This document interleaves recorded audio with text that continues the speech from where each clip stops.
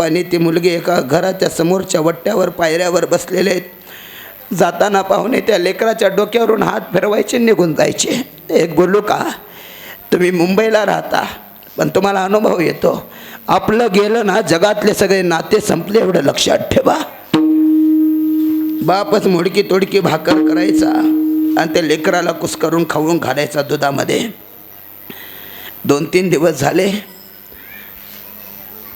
बापच भाकरी करायचा, लेकराला आठवण येऊ दिले नाही. पण एक बोलू, एखाद्या वेळेला बाप गेला तर लेकरं उघडी दिसत नाहीत, पण माय मेली तर त्या लेकराच्या तोंडाकडे पाहू वाटत नाही. बापच सगळं त्या लेकीचं करायचा. लेक मोठी झाली, शाळेत जाऊ लागली, भाकरी वगैरे करू लागली, स्वयंपाक करू लागली. 18 वर्षाची ताई झाली. पाहुणे बघायला आले, पाहुण्यांनी पसंत केली. गावाच्या बाहेर ती पाहुण्याची जीभ गेल्याबरोबर पहाडासारखा बाप एका भिंतीच्या साईडला बसून रडू लागला. मित्र म्हणतो, काय झालं रडायला, अजून 1 महिना आहे ना लग्नाला टाईम. हो रे, पण माझ्या लेकराला माझ्याशिवाय जगात दुसरं कोणी नाही. बरं, माझ्या लेकरानं कधी मळालेला कपडा मला घालू दिला नाही रे. माझ्या लेकरानं कधी दाताला भाकर चावत नाही म्हणून शिळी भाकर कधी वाढलं नाही रे. माझं लेकरू 1 महिन्यात मला सोडून जाईल. आणि तिकडं मुलगी रडायची किचनमध्ये. 1च महिना माझ्या बापाला जीव घालू शकते, 1 महिन्यानं कुठं जेवल माझा बाप, भिकाऱ्यासारखी अवस्था होईल माझ्या बापाची. मुलगी रडत होती. बाहेरून बाप आला, दोघंही गळ्याला पडून रडू लागले. लग्नाचा दिवस उजाडला, मंडप थाटामाटात घातलेला, मंगलाष्टिका चालू आहे. बाप कुठंतरी साईडला थांबलेला. मुलगी निघाली नांदायला, साईडला बाप दिसला, धावत गेली, बापाच्या गळ्याला पडून रडू लागली. सगळे मंडपातले रडत होते. आज आई राहिली असती तर लेकराला किती आनंद वाटला असता. बापाने डोक्यावरून हात फिरवला. महिला मंडळ, पुरुष मंडळ, तुम्ही किती श्रीमंत व्हा, इकडं कितीही मजली घरं घ्या, कितीही प्लॉट घ्या, खेडेगावात आल्यावर सगळं गाव तुमचं कौतुक करेल, पण अडाणी माय, अडाणी बाप, त्यांच्या डोक्यावरून हात फिरवण्यामध्ये जे प्रेम आहे ते बाकीच्या लोकात नाही, एवढं लक्षात ठेवा. तसं ही पृथ्वी माता आपली माय आहे. पृथ्वी माता ही आपली माय आहे. सगळं सहन करेल पण पाप सहन करणार नाही ती पृथ्वी. गायीच्या रूपामध्ये भगवान ब्रह्मदेवाकडे गेलेले. ब्रह्मदेवाला सांगू लागली, पापी जे अभक्त दैत्य मातरे धरणीशी झाले भार ओझे, आता स्वसविना भार मजा. आता बाबा काही करा, आता हे वजन कमी करा. ब्रह्मदेव म्हणू लागले, माझ्याही हातात काही नाही, विष्णू परमात्म्याकडे जाऊ. विष्णू परमात्म्याकडे गेले. देव म्हणू लागले, तळमळ मानसी करू नका, मी अवतार घेणार आहे, आता चिंता करू नका. मग देव, वारकरी, वैष्णव, पतिव्रता माऊली ही साध्या घराण्यात जन्माला येत नाही. काहीतरी पुण्य पाहिजे. पवित्र ते कुल, पावन तो देश, जेथे हरीचे दास जन्म घेती. अवतार घ्यायची वेळ आली, पात्र निवडलं. पात्र निवडलं सर्वांना माहिती आहे, वसुदेव देवकी. पात्र निवडलं, लग्न झालं आणि रथाचा सारथी कंस झाला. एर्टिका गाडी, एर्टिका नवरा नवरीची. पूर्वीचंच बरं होतं का म्हणतो विनीकरी महाराज. पूर्वी कसं होतं, नवरा नवरीला सेपरेट गाडी नव्हती, एक ट्रक असायची, त्या कॅबिनवर पोरं असायची, मागही सगळे लोक, आणि नवरा नवरी कुठं, त्या ट्रकच्या पुढच्या तोंडातच. नवरा नवरी पुढं सगळा. महाराज रथाचा सारथी कंस झाला. देवकीला जाताना देवकीची आई उपदेश करत होती, देवकी मरण आलं तरी चालेल, पण तुझ्यामुळे तुझ्या पतीला आणि सासरच्याला दुःख होता कामा नये. आई वचनानं मोडी बोली लेते, तुझे शब्द मी माझ्या कानात साठवे नाही. कंस म्हणू लागला, देवकी तुझ्याकडे कोणी वाईट नजरेनं बघितलं तर त्याचे डोळे तिथं येऊन काढीन, तुला कोणी स्पर्श केला तर त्याचे हात तोडीन. आईनं सांगितलं, देवकी तुझं जर कल्याण व्हावं असं वाटत असेल तर तुझ्या भावाचे शब्द तू लक्षात ठेवू नको. आई मला माहिती आहे. महाराज पूर्वीची आई लेक नांदायला जाताना काय सांगावं याचं उत्तर याच्यात आहे. बऱ्याच जणाच्या मुलीचं वाटोळं, नीट ऐका कान उघडे ठेवून, बऱ्याच जणाच्या मुलीचं वाटोळं 10-10 लाख रुपये लग्नाला खर्चा येऊन सुद्धा मुलीचं वाटोळं दुसऱ्यानं नाही, तिच्याच आईनं केलेलं आपल्याला सापडतं काही ठिकाणी. म्हणून मुलगी नांदायला जाताना काय सांगावं हे जर शिकायचं असेल तर देवकीच्या आईकडून शिकावं. रथाचा सारथी कंस झाला. रथ गावाच्या बाहेर निघाला. सर्वांना चरित्रभाग माहिती आहे.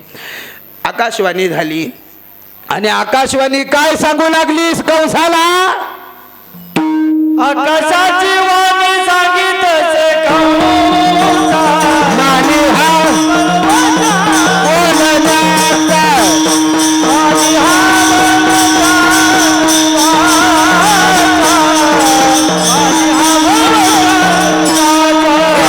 आकाशाची वाणी सांगितसे कंसा मानी हा भरवसा बोलण्याचा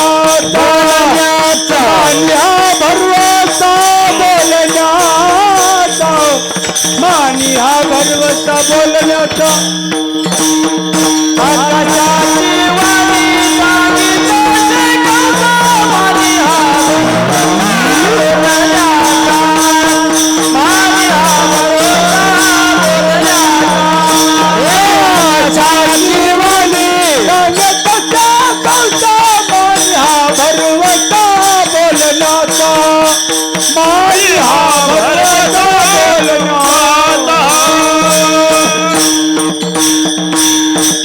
आकाशवाणी झाली आणि आकाशवाणी सांगू लागली, ए मूर्ख कंसा, तू जिला घेऊन चाललेला आहेस तिच्यापासून होणारा 8वा पुत्र तुझा काटा काढल. म्हणजे ठार ठार. पूर्वी आकाशवाणी असं सांगायची. आता पाहिजे होतं ते, आता पाहिजे होतं. बापाला सांगायचं काम होतं आकाशवाणीनं, लई फुलाट घेऊ नको, तुझंच पोरगा तुला मातीत घालल, असं सांगायला पाहिजे होतं. पण सांगत नाही. काय महाराज, आकाशवाणी झाली. ते खडग घेतलं, मारायला धावला, हात तो धरीला. वसुदेवानं हात धरलं. काय करतो कंसा, ही तुझी बहीण आहे, बहिणीला मारणं पाप आहे. बर, आत्ता तू कन्यादान केलेलं आहेस, मारणं पाप आहे. स्त्रीला मारणं, स्त्रीची हत्या करणं पाप आहे. हे नवीन नवरे हा पाप आहे. जरा माफी मागून बोलू का, रक्ताचे नाते जरा रक्ताच्या नात्यासारखं सांभाळा. अलीकडं सगळे बदलले, बहीण बदलली, भाऊ बदलला, सगळं. अरे रस्त्यामध्ये जमीन गेली, रस्त्यामध्ये भाऊ बहिणीकडे आला सही घ्यायला, तर बहीण म्हणते ह्यांना विचारते मग देते सही. आता ती काय तुकाराम महाराज आहे का, एवढ्या आदरानं सही कर म्हणायला. जरा बघ, जरा चालवून भेटतील 2-4 लाख. बऱ्याच जणांचे राखी पौर्णिमेचे बहीण भावाचे संबंध संपलेत या कारणामुळं. मारायला धावला, वसुदेवानं हात धरलं. महाराज विश्वास पटला नाही. वसुदेवाने सांगितलं, चिंता करू नका, जेवढे लेकरं होतील तेवढे तुम्हाला आणून देईन. विश्वास वाटला नाही तरी कारागृहामध्ये टाकलं. मुंगीला सुद्धा जायला प्रवेश नाही, कारागृहामध्ये टाकण्यात आलं. पण जिथं देवानं ठरवलंय तिथं आपण काय करणार आहे महाराज. देवानं जिथं ठरवलंय आपण भरपूर करतो महाराज, भरपूर किती कमवतो, वडवड करतो करतो करतो करतो आणि शेवटी आपल्या हातात काय येतं. काय विषयी सुख आहे हे बोलण्याची सारी खेळू आहे. संसारात सुख आहे पण किती आहे, सुख पाहता जवा पाडे, दुःख पर्वत आहे एवढे. दुःख वाटून घेतलं तर बरं होईल. फुलं फुलं वाटून घ्या, सगळ्याला वाटा. वेळ आहे अजून, बोला. हां, फुलं वाटून घ्या, म्हणजे 10 मिनिट राहिलेत. महाराज ऐका, देवानं ठरवलं तिथं बाकीचे कोण काय करणार. देव सखा जरी अवघे विश्वकृपा करी, काय करणार आहेत बाकीचे. देवानं ठरवलं. देवकीला दिवस गेले, 9 महिने 9 दिवस पूर्ण झाले. पहिला पुत्र झाला. नीट ऐका, पहिला पुत्र झाला. वसुदेवानं तो पुत्र हातामध्ये घेतला. काय काय वाटलं असेल महाराज. आज बऱ्याच जण जगतात. काय माय बापाच्या अगोदर ज्याचं लेकरू गेलं ना, माय बापाच्या अगोदर ज्याचं लेकरू गेलं ते मायबाप दिसायला खुशी दिसतात, पण मनामधून ते कायम म्हणतात माझं लेकरू माझ्या पुढं गेलं. काय हरवलेलं लेकरू सापडतं पण वारलेलं सापडत नाही. देवकीच्या मांडीवरून लेकरू उचलले आणि कंसाकडे घेऊन जाऊ लागले. देवकी रडत होती. पण वचन, पूर्वीची माणसं गरीब होती पण लबान नव्हती, आताची गरीब नाहीत. बाकीचा विचार घरी गेल्यावर करा. महाराज कंसानं ते लेकरू घेऊन कंसाकडे गेला. कंस हसू लागला. वा कंस महाराज, मानलं तुम्हाला, जैसा बोले तैसा चाले, मानलं तुम्हाला. कंसाने विचार केला, हे तर पहिलंय ना, मला धोका किती वेळापासून आहे. 8व्यापासून. हे तर पहिलं आहे. मग पहिलं मारून पाप कशाला करू महाराज? पूर्वीचे राक्षस सुद्धा पाप करायला घाबरत होते, आताचे मालकरी घाबरत नाही. कशाला पाप करू? चानूर नावाचा जा घेऊन चानूर नावाचा प्रधान होता, तो म्हणू लागला कंस महाराज पागल झाला काय विमा जास्त आल्यामुळं. म्हणले काय झालं? एक बोट किती आहेत? म्हणले 5. इकडून मोजा 1 2 3 4 5. 5वा नंबर करंगळीचा येईल. इकडून मोजा 1 2 3 4 5. 5वा नंबर अंगठ्याचा येईल. समजा 8वा जर पहिल्यात आला तर कंस म्हणला ती बी खरं आहे. गेला महाराज धावत, त्या लेकराचे पाय धरले, गरगर गरगर फिरवून आपटले. 1 नाही 6 मारले. 6 आणि ते 6 का मारले? गर्ग पुराण घ्यान वाचत बसा. बऱ्याच ठिकाणी असं अलग अलग उल्लेख आलेला आहे. मला ऐकण्यात असं एकच आलेलं आहे, पूर्वी गेल्या जन्मामध्ये देवकीनं सवतीचे लेकरं 6 लेकरं विष घालून मारल्यामुळं तिचे 6 मरावे लागले. विठाला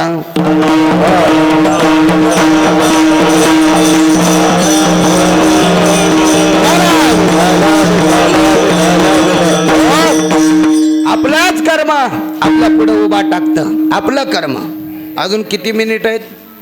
इथं बी फरक वाटतोय, इथंही फरक वाटतोय. ओरिजिनल किती टायमिंग झालाय? हां हां हां म्हणजे 11 मिनिट कमी आहेत तुमच्यात. हां बरं ऐका नीट. हां खाली बसा, खाली तोपर्यंत बसा खाली. जागेत येते सगळं. इकडे लक्ष द्या. मला 6 मारले, मग 7वी योग मायेला सांगितलं. ते अगोदरच ठरलेलं होतं. यादव समग्र वारे तुम्ही लक्ष्मीला म्हणले तुम्ही कौंडण्यपुराला जा.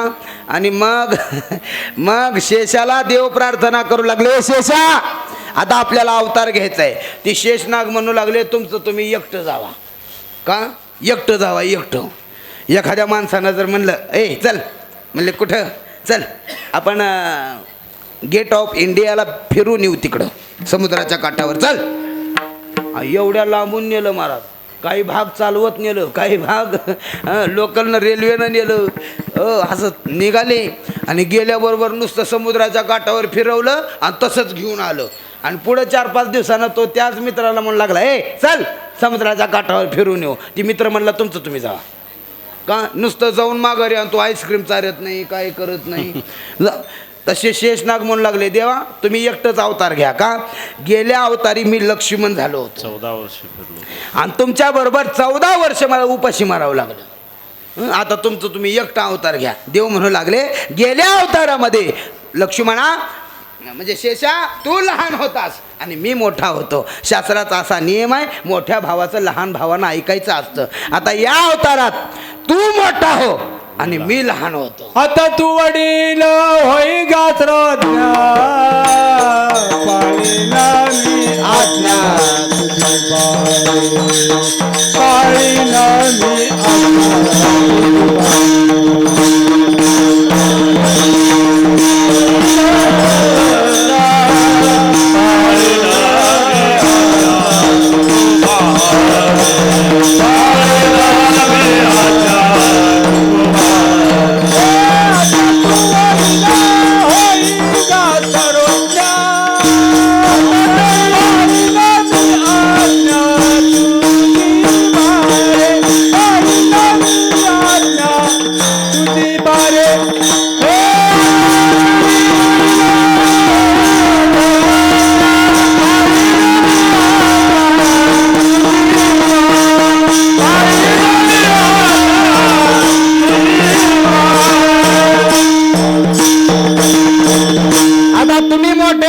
मी लहान होतो.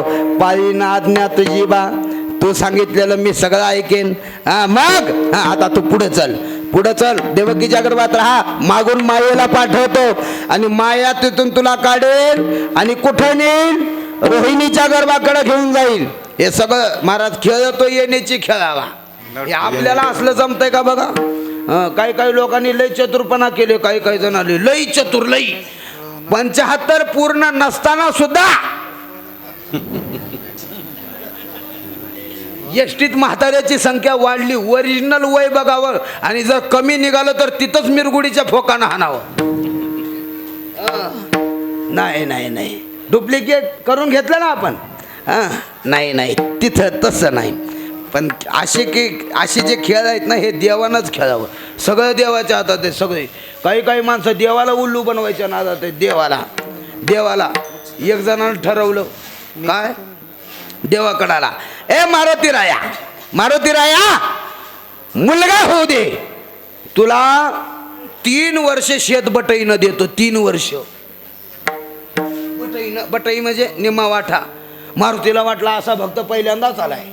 मारुतीनं एकदाच 2 दिले हनम्या सोन्या 2 एकदाच 2 झाले. आला देवा बोल पेरलेल्यातलं तुला वरचं पाहिजे का खालचं. देवानं सांगितलं मला वरचं दे वरचं. मग ह्यानं पेरलं भुईमुगाच्या शेंगा नेलं घरला येला आणलं मंदिरात. पुढच्या वर्षी परत आला बोल देवा तुला वरचं पाहिजे का खालचं. देवानं सांगितलं गेल्या वर्षी फसलो आता या वर्षी मला खालचं दे. मग ह्यानं पेरलं ज्वारी नेलं घरला आणि बाकीचा माल मंदिरात.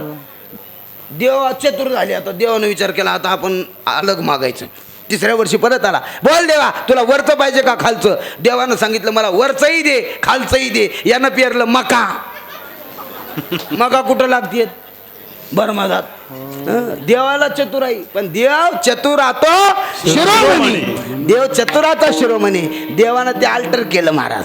तिकडं मायेला मागून पाठवलं आणि मायेला पाठवून मग 8वे कृष्ण परमात्मा आहेत. आता नीट आहे का श्रावण महिना आहे. आता तो पूर्ण अभंग होईल. अभंग झाल्यानंतर पुष्पवृष्टी होईल. किती मिनिट राहिले आता 6 मिनिट. 6 मिनिट राहिले. आता नीट मस्त सुंदर असा अभंग होईल. प्रत्येकाने श्रद्धेनं म्हणा. एवढं 2 तास कीर्तन केलेलं तेवढंच आणि हा अभंग म्हणलेलं तेवढंच. दशरथ मारिला तोची होता मास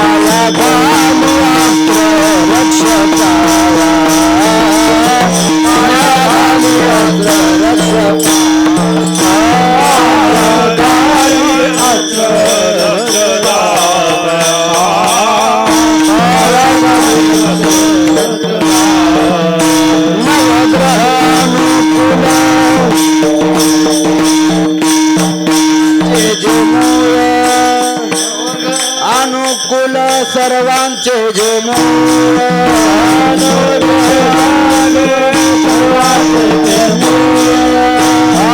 वसुदेव कपाळ धन्य वसुदेव कपाळ धन्य धन्य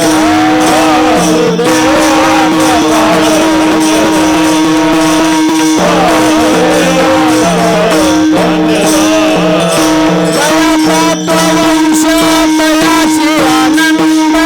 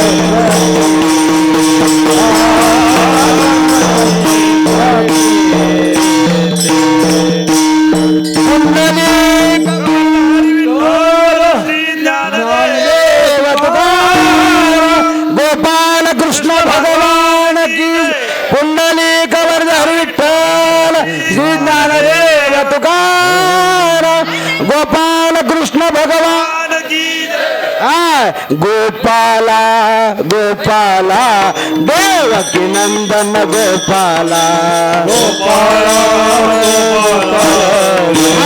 खाली बसा गोपाला गोपाला देवकी नंदन गोपाला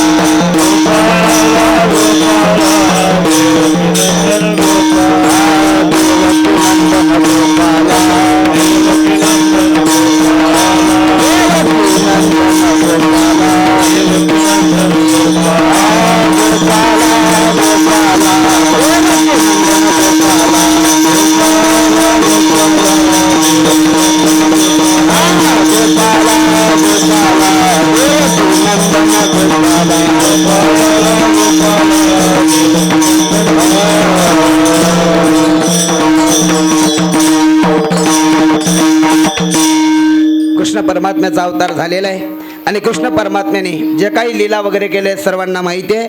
मग एकानं प्रश्न केला, तुकोबा राय कृष्ण परमात्म्यावर एवढं प्रेम, कृष्ण परमात्म्याने जगाचा उद्धार केला म्हणून का? नाही नाही नाही नाही, जिथं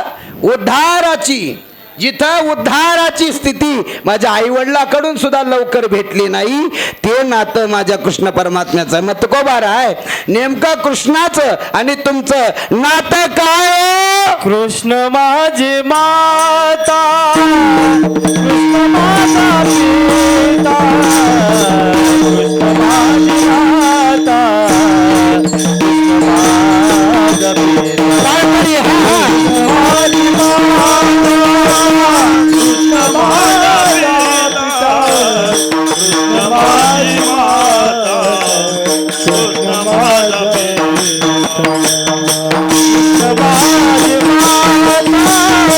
कृष्ण माझा पिता, कृष्ण माझी माता,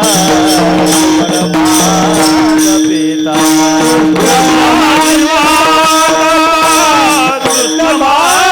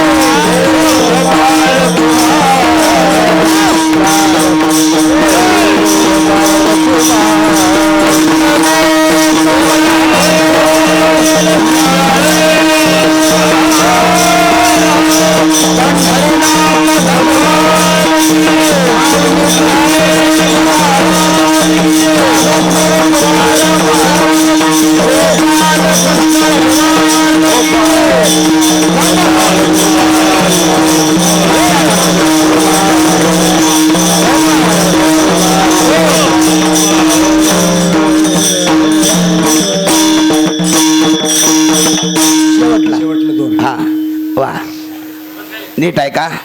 वेळ संपत आलेली आहे, 12 वाजलेले आहेत. चिंता करू नका. 3-3:30 पर्यंत कीर्तनाला सोडू आपण. तुम्ही म्हणताल उद्या तुला कुठं नसल. कीर्तन लवकर संपलं का लोक म्हणतात त्याचं पाठ केलेलं संपलं असेल, आणि उशिरा असेल का उद्या त्याला कुठं नसल. कीर्तन टायमाला सुटल, चिंता करू नका. व्यवस्थित एवढे जे 2-4 शब्द बोलतोय शेवटचे वाक्य नीट ऐका. चालत असलेला अखंड हरिनाम सप्ताह एवढ्या आनंदानं तुम्ही करता.